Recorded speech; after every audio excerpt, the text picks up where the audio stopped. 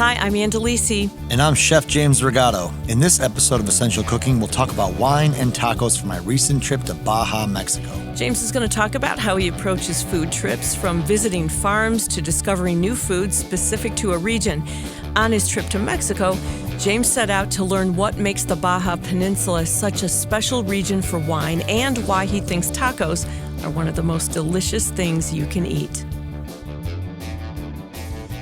Well, you have been back out on the road. I have. On the road again. On the road, in the air. You know, on the road, in the air. A few different things. So when you go out and you venture out into the world, are you always thinking about it from a culinary perspective, or is that just a consideration and you just want to go to a place? Like, how much does food play into that decision? I think from a planning perspective, food is always the first thing I think about. Okay. So is this trip a food trip? It's kind of like what I sit down with, right? So when I travel to someplace like, you know, is it a Caribbean island? Okay, so you're going to Turks and Caicos.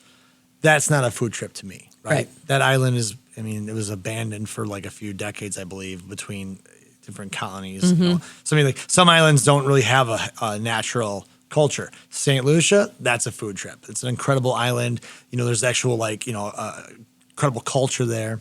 You know, indigenous cuisine and people, and it's just, you know, there's a lot to unpack. So depending on where I go, what I do, if I go, maybe if I'm going up north, for instance, I don't think about food as importantly as I do if I go to Mexico. Right.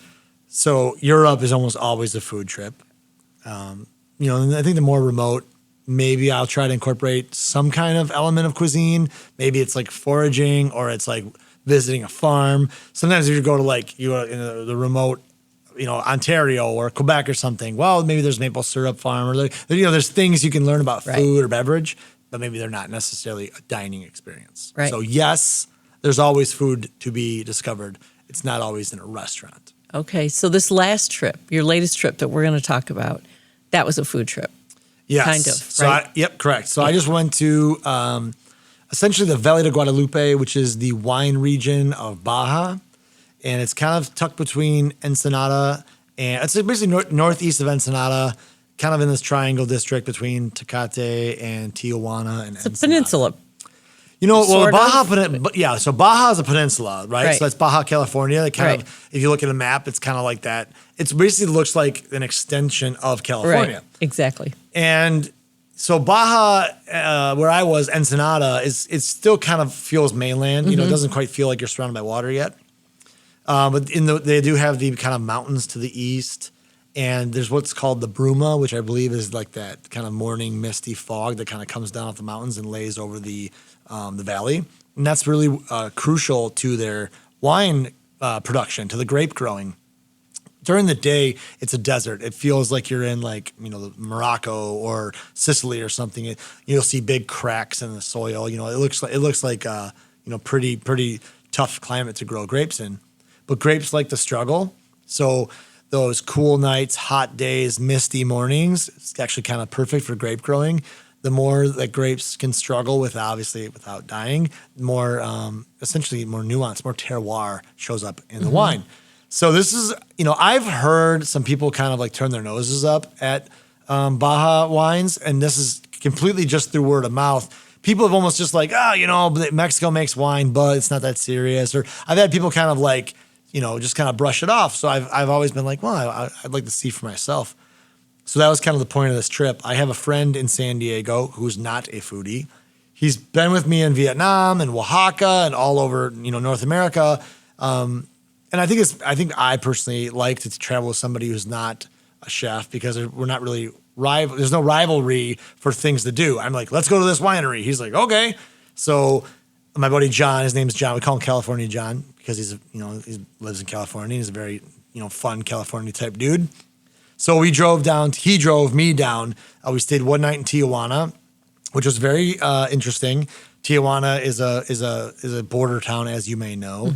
It's kind of it's got a rowdier nightlife, you know. I mean, it's definitely it's a lively city. The tacos were pretty incredible though. Definitely some great El Pastor tacos. I feel like that's a Tijuana vibe. Birria, which is like that long braised beef. Sometimes you see lamb birria too, where you kind of like put it in the taco with like the spices and the cheese, and they'll dip it kind of in the consomme. That's like a birria taco. So that's around. I've also saw a lot of El Pastor tacos, and they do almost like a avocado salsa or like a creamy salsa. I feel like Tijuana tacos are kind of like they're starting to approach American vibes. You know, they're kind of like tourist tacos. What makes you say that? Well, it's a very, very busy town. It's a lot of transitory experiences. You know, people like coming and going left and right. So I think that they're schlepping tacos for all walks of life. It's a border. It feels like a border town. Right. I've been down more in mainland, like in Guanajuato, and you'll see more like tacos for kind of like the citizens of that area. They're more like rooted kind of in that culture down there. Tijuana is like a little bit of like anything goes, but the birria and the El Pastor, I think in Tijuana are worth mentioning. Very, very delicious. You will see Baja tacos, but it's not really a thing yet. The farther south you go, especially in Ensenada, you start seeing like Baja taco shops. So I went to Tacos Floresta, which is a cart on the streets of Ensenada. They open at 8 a.m. I know. It's like I literally went and got coffee and then went over and got about 3, delicious Baja tacos. Baja taco is a piece of typically Pacific Coast fish battered and fried. So think like your fish and chips from like England, that crispy, flaky, almost like beer batter. Oh gosh, that must have been heavenly. It was incredible. Topped with usually cabbage sauce. Sometimes there's like a white sauce, mayonnaise based, or they'll do different. A lot of these taquerias will have multiple salsas for you to top your own. Right. And I felt that Tacos Floresta, I felt that was the best taco I had down there. I visited that place twice, ate about 6 tacos total from them. And what are the tortillas made of? These are corn, but it's it's like a more of a like, I feel like it's a finer milled corn, so it's like a softer texture. Obviously tortillas come from the tortilleria, basically the factory that makes the tortillas. So there's as much terroir in a tortilla as there is in a bottle of wine. So where you get your tortilla from, is very distinct, like a bakery or like a pizzeria, like anything else. So I feel like Baja tacos. In America, you'll see a lot of fish tacos on flour tortillas, and I like flour tortillas. I'm actually not. I'm not like. I feel like a lot of people are like, I'm a purist, only corn tortillas. I think flour tortillas can be delicious, but these are on corn tortillas. And there's also white corn tortillas, which look sometimes like flour, but they're still corn. But I found the Baja tacos to live up to the hype. They're pretty incredible. Believe it or not, I think some of the best tacos in the world are in South California. Tacos El Gordo is in Chula Vista, which is a kind of a neighborhood of San Diego. And I think Tacos El Gordo is seriously the best taco. I mean, it's the best taqueria I've ever been to in my life. Why was it so good? It's really dialed in. They have all the different cuts you could ask for. So you can get, the tripa, which is the tripe. You can get the lengua, or, the cabeza, the head, or the tongue, or you can just get like the El Pastor, which they call it the trompo, which is like, that's the stack of red spiced pork you see on a spit rotating around. It looks almost like what we know as like shawarma or something. Right. And so tacos al pastor typically is shaved, slow roasted pork, rubbed in spices, topped with pineapple. There's usually one pineapple at the top that's kind of dripping its pineapple juices down the trompo. And then obviously your salsas I feel like the taquerias, some will do like, we do a green salsa with ours, we do a creamy salsa or an avocado salsa or a mayonnaise-based salsa. So they all are sour cream salsa. So some variations show up there. America, I think, has more variations because there's less cultural like rules. I feel like if you're like maybe it's like a Mexican taqueria, but like it's like first generation American or second generation. People are getting they do what they want. It's not as rigid. I feel like when you go to like mainland, there's a little bit more like, this is how we've always done it. There's also a lamb birria taco place across the street from Tacos El Gordo in Chula Vista. And honestly, the name escapes me, but it's like, you go to Tacos El Gordo and walk across the street to the lamb birria place. It was so good. And I've been eating vegan so much lately, but like there's some things where I'm like, okay, I have to just partake. And like the lamb birria taco, where it's the braised lamb in the tortilla and you dip it in that consomme.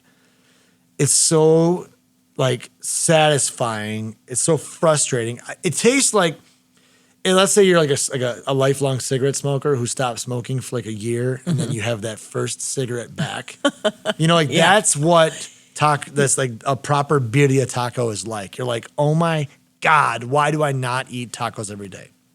I feel like tacos are one of the most delicious things on planet Earth. I feel almost equal to like pasta. You know, I could eat them every single day. When I'm in Mexico or Southern California, I have a problem because I eat so many tacos. I can't get enough. I honestly get like sick because I can't get enough. When you are traveling like that, and we'll just use tacos, do you come back to your restaurant and say, I want to recreate that, or I want to do that, or I'm sure you get inspired by the food, but do you ever say, I'm going to recreate that flavor, that taste, that taco? I definitely do. It's tough because tacos, to me, rely on the tortilla. They rely on the tools. Like you need to have that proper, it's kind of like the trompo, like the actual like rotisserie for the. So to not have the proper tools feels a little limiting. So I'm not always inspired to immediately duplicate. But like fish tacos, salsas, definitely. I kind of had an epiphany when I was down there. I was eating this habanero salsa and it was so delicious. And I was like, okay, how can I make a habanero salsa for my customer base that won't, because this is very spicy. I like spicy, and I was like, gooseberries. I was like, okay, I'm going to do a habanero gooseberry salsa because to me, gooseberries kind of have that.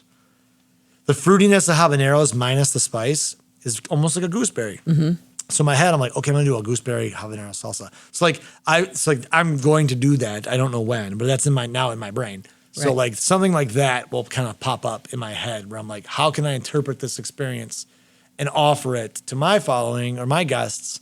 But obviously I'm not going to duplicate it exactly, but I was inspired by it.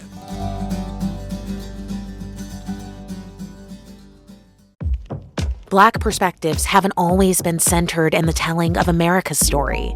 Now we're taking center stage. Introducing NPR's Black Stories, Black Truths, a collection of Black-led stories from NPR's podcasts. Search NPR Black Stories, Black Truths wherever you get your podcasts.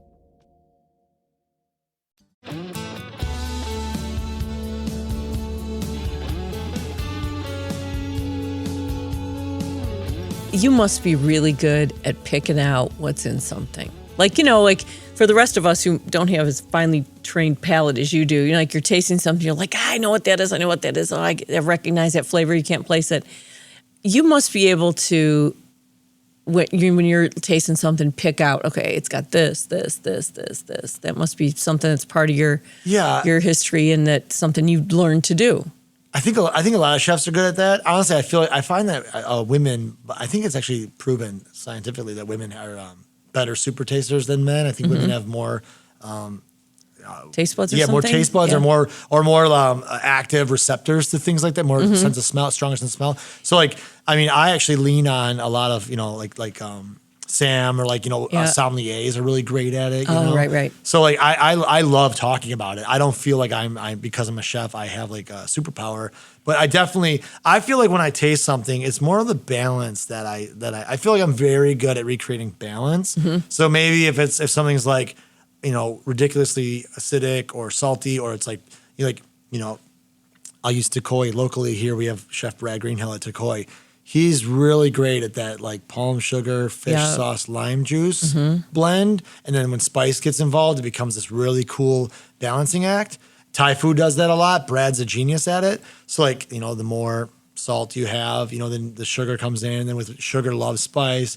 Acid's kind of there to keep it all kind of rounded. So I think that when I taste something, I can be like, okay, that's cool. I really appreciate the way that this rich, crunchy fish is, the raw cabbage is this vessel to handle higher heat salsas. And I think that that inspires me more, and I can kind of dissect the structure of the dish maybe more than the raw ingredients. I'm not walking away I know that they use cumin. I'm not as focused on that. Although sometimes I do come across a certain spice where I'm like, that's cool. Some bolognese recipes will use a cinnamon stick. And that's kind of cool because it's it's just enough of off center to where you're like, wait a second, what is that? Is that a warming, is that black pepper? And, or is that Parmesan rind? Somewhere between black pepper, Parmesan rind and the milk of, there's because bolognese will use milk a lot. Right. Cinnamon's like this interesting little sidekick that you don't always notice, but you appreciate it. So sometimes there's things like that where I'm like, okay, I'm totally seeing through this. Or like star anise will give a licorice quality. Star anise shows up in a lot of pho broths. It's like there are moments where I'm like, okay, this is cool. I know what you're doing, and I like the way that this acts with that. You know, you talked about balance, and I wonder if like the home cook thinks about that aspect of cooking very much. And it can make or break what you're serving up if it does or doesn't have the balance that it should have. Because I think a food can be distracting when the balance isn't there. It's true. You're like distracted by the fact that it's not balanced. Oh yeah, I mean, or it's, I think the biggest crime that we've done as Americans is like put salt and pepper on the table, like that's the cure-all, or those are your metrics for seasoning. To me, I think I always think of things like as like the way your tongue's broken down. If you look at like their taste buds, like bitter is a very forgotten seasoning component in America. We just don't use bitter. Like I love radicchio and collards and rapini. I love bitter things. I love vinegar. I love funky, weird, salty, bitter things. And I think that like if you're making a broth, for instance, you're making like a nice chicken stock. Like I like charring the onions. It brings a nice charred onions are bitter and they bring a nice tannin structure. Tannin is like, it's kind of like a relative of bitter. I mean, it's not literally, so I don't want people call and freak out on us. But like what black tea or red wine does, it kind of gets you in that like, it's like the overly savory. It's kind of like, it's like a neighbor between sour and bitter. It's like the savory version of sour and bitter. I think that's what tannin is. And I think that that's missing in a lot of cooking, especially in American cooking. If you go and just like go over to Europe and get like a soup in Lyon, you're gonna notice like, wow, they made a whole soup around escarole, and there's like these like charred onion bits in it or something. You're just like, this is a unique take, or like a radicchio salad, with oranges.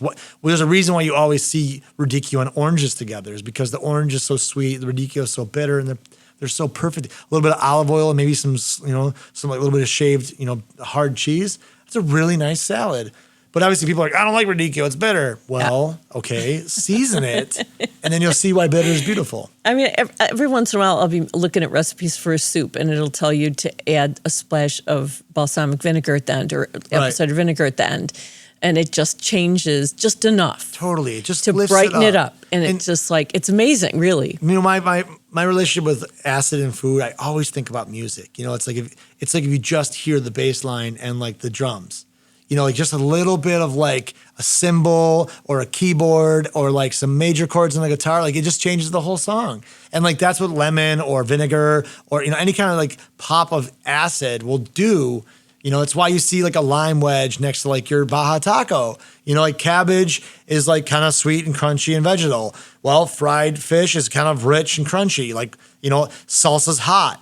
Okay, squeeze lime over it, and now you have a perfectly balanced taco. Yeah. Like that's, the acid to me, I always think about it in music because it reminds me of like, it's like the, a little more cowbell. It's like, it's like that one little touch you're missing. Acid's missing American food needs acid often.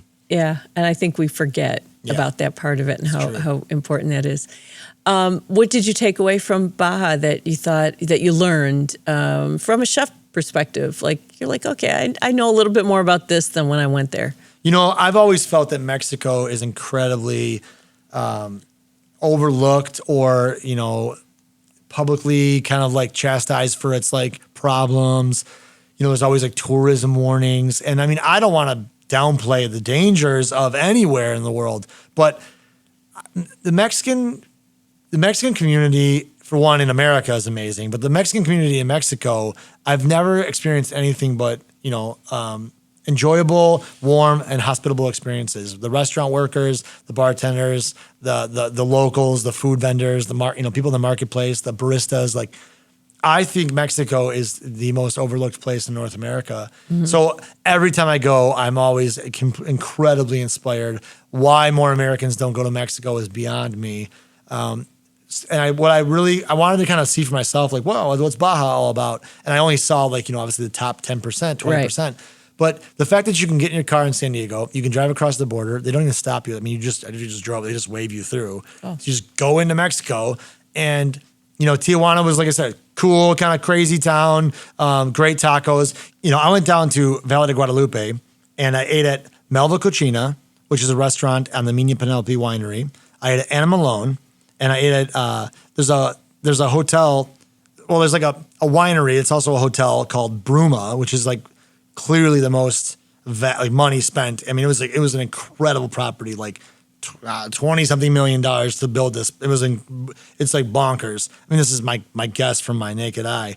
But they have a restaurant there called Fauna, which is a pretty famous restaurant. So Fauna, Anna Malone, and Melva were these three like really impressive tasting menu experiences on the wineries in the Valle de Guadalupe. I feel like $100 to $120 US, per person. Whereas if you were in Chicago, these are like $400 meals.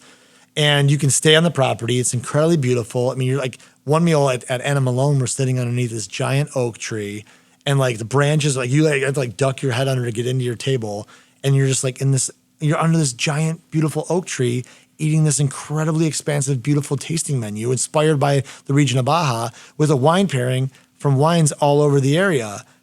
I mean, to me, I'm like, this is a world-class food and beverage experience underneath an oak tree in the open air, and I swear to God, they were playing Sade. And I'm like, okay, like, what is happening right now?